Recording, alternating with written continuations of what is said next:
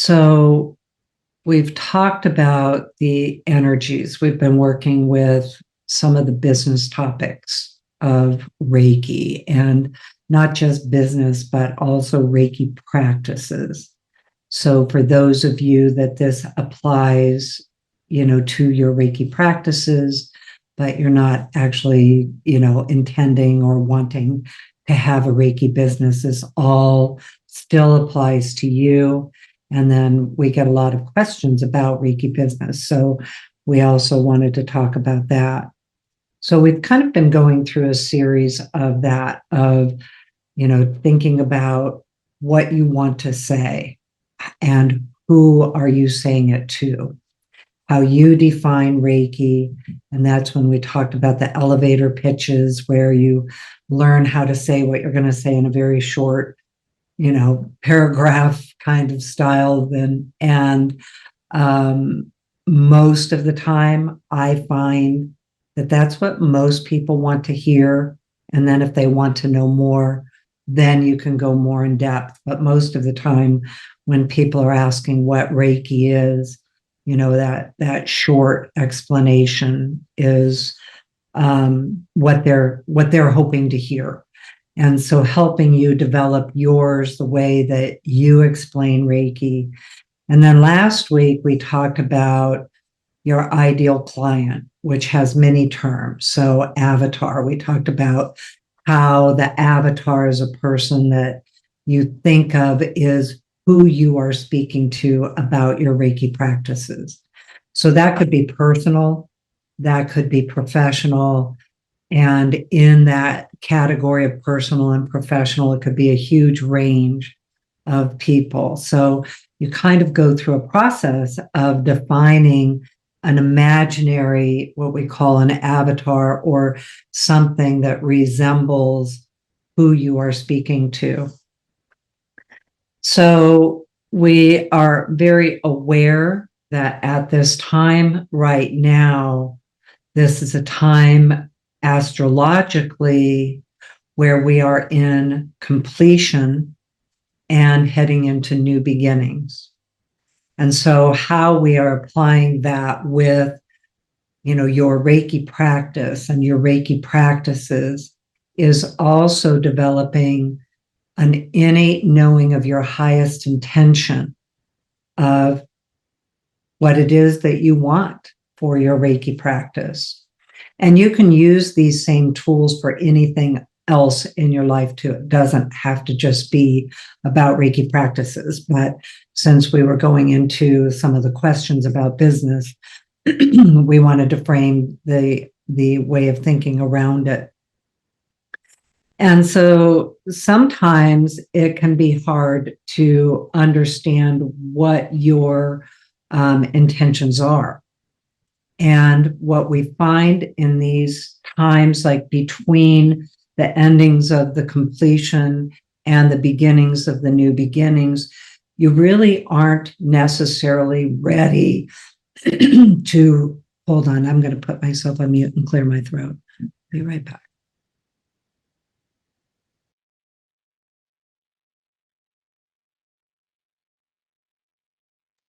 Okay. So we're not always necessarily ready to define what our highest intentions are. And again, focusing on the idea of your Reiki practice, whether that is your Reiki practices on a personal level or whether it is on a professional level or somewhere in between.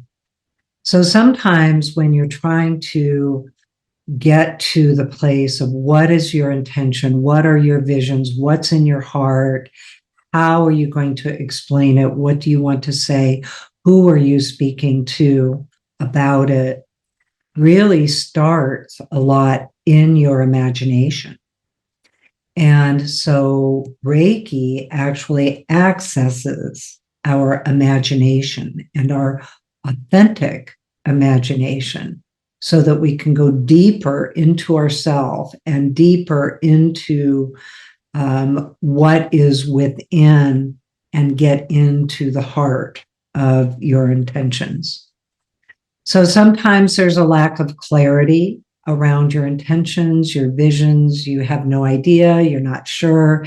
If somebody says, where do you see yourself a year from now? You're like, I don't know. I'm not that far yet. Or sometimes you can be overwhelmed by the possibilities because there can be so many possibilities that suddenly it's like, well, I could do this, and then I could do this, and then I could do that. And, most of the time in these kind of Reiki practices or marketing ideas, it's usually about narrowing your focus and getting more into a niche about what you offer. And so you can be overwhelmed by possibilities. Sometimes you're not sure how what it is that you want aligns with your core values. So, for instance, you may be challenged with your Reiki business providing you with a financial income that supports you. So just quote unquote making money from it, because there can be a lot of kind of feelings of, should I make money helping people? And of course, a lot of times in that case, it's very difficult to do as much Reiki as you want to do if you have to have a job to support you and you do Reiki on the side. So that's just one example of how does it all fit with your core values. Perhaps you have family issues or spiritual belief values that you're working through and navigating through. And so you're not quite sure what your intentions are or your vision is with that. Sometimes there may be a fear of commitment. Like, boy, if I say I'm going to do this, now I have to do everything that goes with it, which we talk about. It's, 21st century business practices. If you're going to be working with Reiki, there can be external pressures because what your highest intention may be difficult to accomplish because the priorities or the necessities and practicalities of your life have to align with what that, ideal intention is too. You can have self-doubt or a lack of confidence in your ability, challenging finding your unique voice, the balance between idealism and realism, like what's actually real, what's actually practical, and then also developing your goals, and that those goals can change. And personally, what I have found with my goals over time, because when I did some of these exercises early in my Reiki kind of business identity development, and I was doing this work and working with the spirit of my Reiki business and asking, what are my intentions? What's my purpose? Why am I doing this? And what's in my heart about these intentions, and what are my highest intentions? And it was actually very surprising to me, because I really thought that I would be practicing Reiki to help animals. And because I received Reiki initially because of my horse.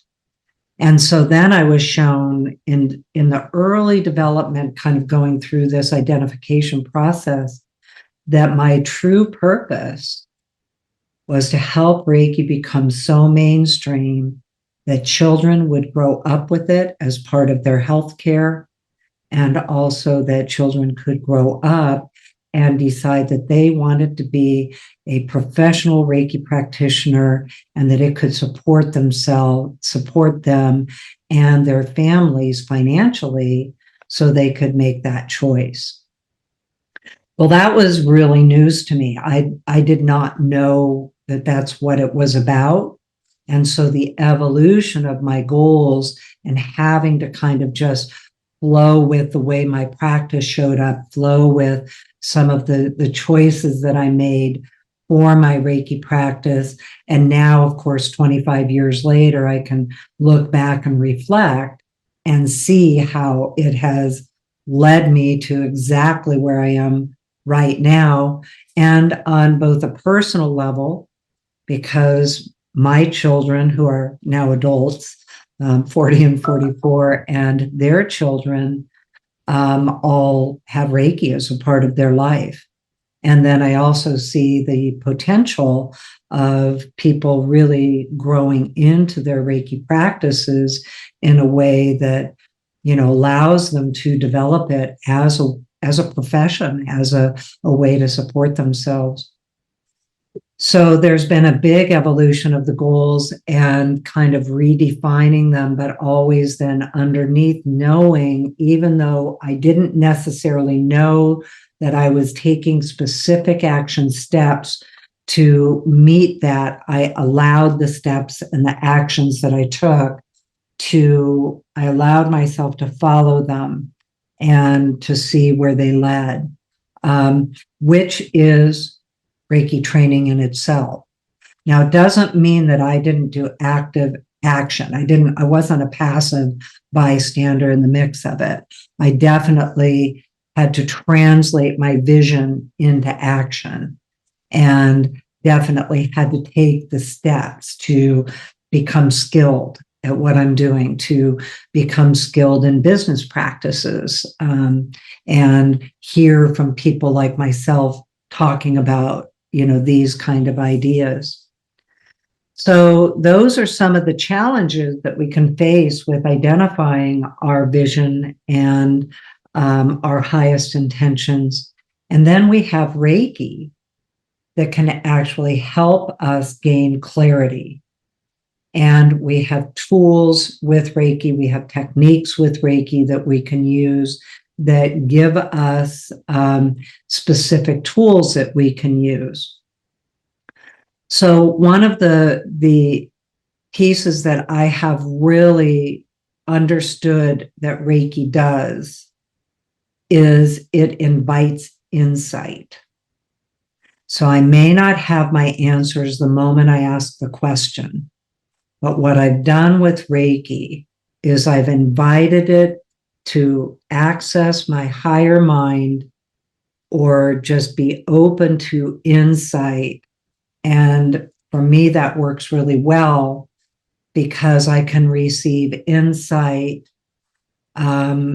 in, let's say, a long meditation or a short meditation or these kinds of things that we do together here and opening to insight about these subjects. When I know that there is a question that I have, I go into the question and then I listen for those insights that answer those questions, and understanding that the way Reiki works, at least for me, is sometimes I really get those if I'm, deep dive into a meditation, and then other times those insights come in on the fly.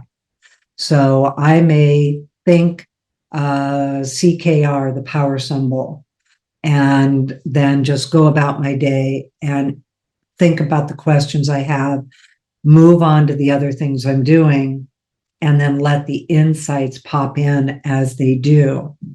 So then I've also learned how to recognize the insights when they come in, and that they're not always going to be related to the question I asked, but it all winds around to how those insights end up applying.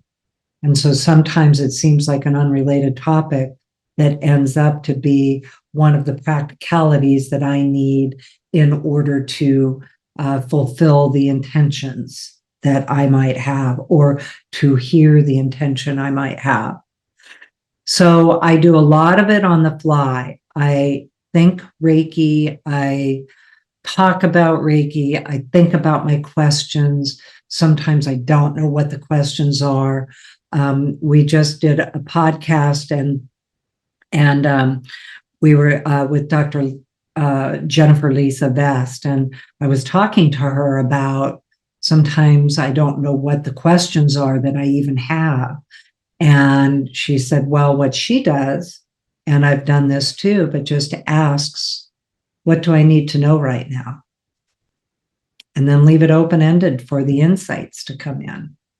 The insights might come in during journaling. They may come in. I'm a Post-it note person, so I've got Post-it notes all over. I scribble my stuff, and then eventually I come back and look at it all. I've also had times where I have an intention box or an idea box where I just throw my ideas into the box, and the box actually has crystals in it, and they're all imbued with Reiki to help me kind of formulate the ideas and get to where they, I'm either going to do something with them or just know I liked the process of developing the ideas. I also use distance Reiki to connect with myself.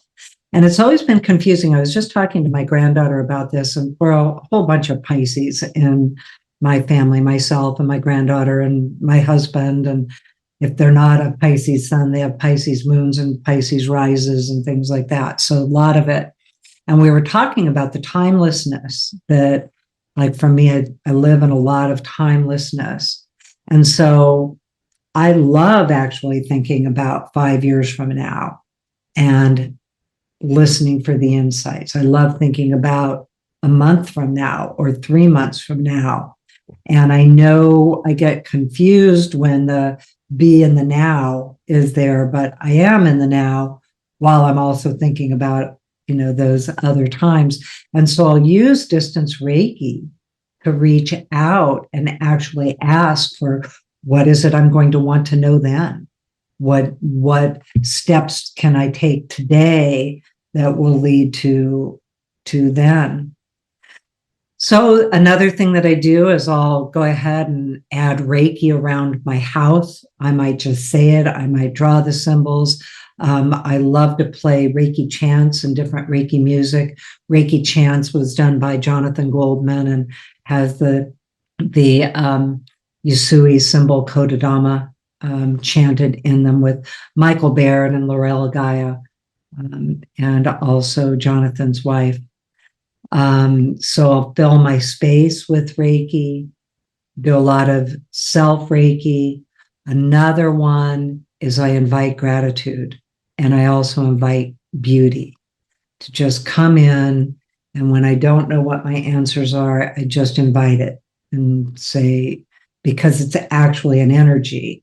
And once I realized that I can actually receive the energy of gratitude that will help me experience the gratitude within me, because Reiki does that. It was super helpful to me.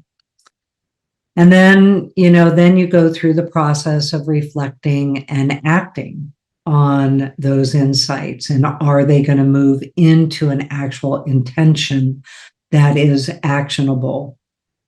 And what does that mean? How does your highest intention translate into actionable items or processes that you go through, decisions that you make?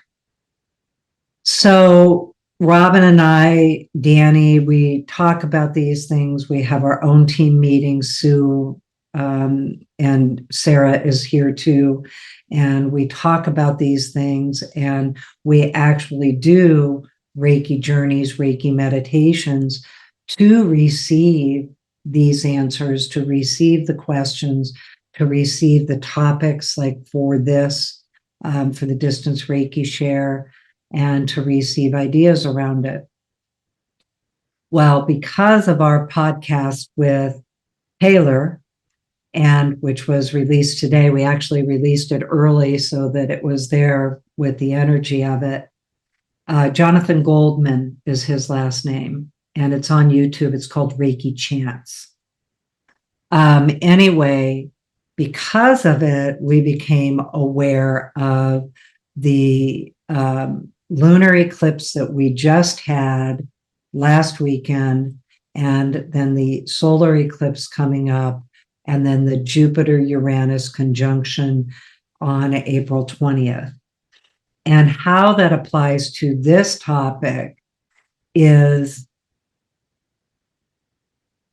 really discovering we're in the in-between place and not really quite ready to know with clarity what our intentions are right now.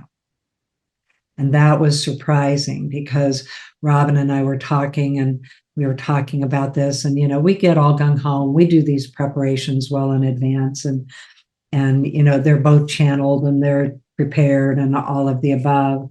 And we were talking yesterday, and both of us were aware that we are in that in-between place where we're not really clear on our intentions. And then when we started to understand more about these transits that are going through, is that we are in that place right now of simply listening, receiving, allowing insight, accessing your imagination, and giving yourself the time to not feel like you have to know right now. And that was a big piece of allowing the process of discovery rather than knowing. And it was so helpful. So we thought we wanted to, make sure that we bring that awareness if you are in that place right now where you're still kind of trying to listen for what are your insights, what are your intentions, and you may or may not know what they are in this moment, and you may not be ready to write them down. So that was originally, we were planning on actually doing a Reiki journey with automatic writing so that you could write your higher intentions, which we are still going to do today, but we're going to do it again later after this Uranus-Jupiter conjunction on April 20th, because things will become more clear. And you may find that your vision and your intentions are expanded. There's a new level of understanding them. You may find yourself in breakthrough understanding, breakthrough energies of suddenly what you didn't know, you now know. Uranus is absolutely expect the unexpected, and Jupiter is expansion. So there can be, the real energy of allowing that expansion and kind of unexpected ideas, unexpected intentions, unexpected, oh, now I know, reflection. You may find that suddenly you align with your core values and you're ready to embrace change, you're ready to embrace innovation. You may have increased confidence to follow your intuition and find new opportunities and not feel overwhelmed by those possibilities, but having confidence to observe the opportunities. You may find that they are, in that global and humanitarian considerations in different ways. And then the big one is freedom, personal liberation. And Uranus is all about liberation and freeing yourself from old patterns. So you can also be heading into new patterns. And the nice thing with Reiki is that it helps you elevate into that clarity and into the higher frequencies of you. And as you are learning to listen to you, then you are also learning how to express yourself, and taking this all the way back to intentions for your Reiki practices. Being in the place right now, and maybe you're in a different cycle. So maybe you are in a place where you know exactly what you are intending and following through on, and your goals are there. And and your aspirations are there, also looking for that potential expansion and new unexpected opportunities that come in also. So what we thought we would do today is to do the meditation. And what we're going to do in the meditation is move into a place of releasing the pressure of having to figure everything out right now, and giving yourself, empowering and enhancing your capacity to listen deeply for insights and guidance, and allow it to be gentle. And I know sometimes it feels like, I need to know right now, or it's uncomfortable when you're in that place of waiting to have things be clear. So what the meditation today is going to be about is releasing the pressure of having to know, having to figure it out, and enhancing and empowering your ability to listen within, allow insights to flow. It could be in the middle of busyness. I hate to say the words, we're in tax season. So, as if I say it as if everybody doesn't know it already, but allowing it to be there, in the middle of your busyness, and even when it seems completely unrelated, because what happens is when you tap into your ability to receive insight, it can come in for all different purposes and give you insight. Sometimes the insight might be dreams, and other times it's like, no, here's the practicality, here's the reality here. And it's going to take you to the balance of those things, take you into trusting the process and embracing the wisdom that arises when you just allow yourself to be in this place of maybe knowing that you don't quite know what it is that you want to know right now. So anyway, that's what we thought we would do. It's taxing. I love that. So anyway, Danny, did you have anything you wanted to add to this? Yeah, I agree with everything you said. And I think our expectations of ourselves when we're first learning Reiki or getting into Reiki can be different. I was a teacher in my prior life, and so I thought for sure I'm taking the Reiki Master and the Karuna because I'm going to be a teacher. And when I didn't do that, I was like kind of like disappointed with myself. I'm like, I can't believe I'm not doing that because that just comes naturally to me. Um, Yet then I discovered that I was doing Reiki every day, working with Reiki Lifestyle. So every day I was talking to people about Reiki, educating them, and not in a classroom, but in phone calls and emails and sessions. And I love sessions. That's what's really sparking my interest right now. You know, also with Reiki Lifestyle, but also sessions. So I didn't think that when I first started, like, oh no, I'm not going to do that. There's no way I'm going to be a teacher. And so I think just expectations of ourselves can change, and just whatever flows, and just relieving those shoulds. Oh, I should be doing this because this is what I do. And to be like, it might not look like what you think. And yeah, asking Reiki and just being patient. Well, and as you say, kind of the development over time of what that looks like. And, when you're in the middle of raising kids, you have one set of priorities, caregiving parents, you may have another set, or loved ones, all different practicalities, the job that you need to keep to pay your bills, all of those things. And so your goals change.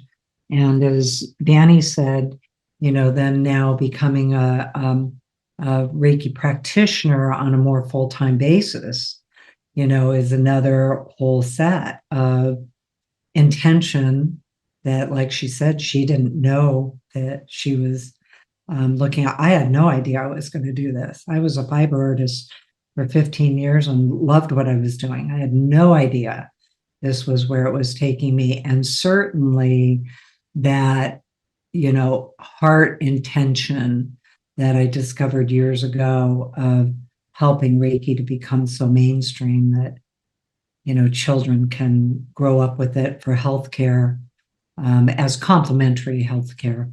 And then also, grow up to want to be a Reiki practitioner, and that's practical. So lots of good things. I do want to call your attention, for those of you that are here, that one of the reasons that we posted Taylor's podcast yesterday is because she's also doing a Reiki share on the day of the eclipse. So she put that in the chat. We'll put that in our YouTube notes to Taylor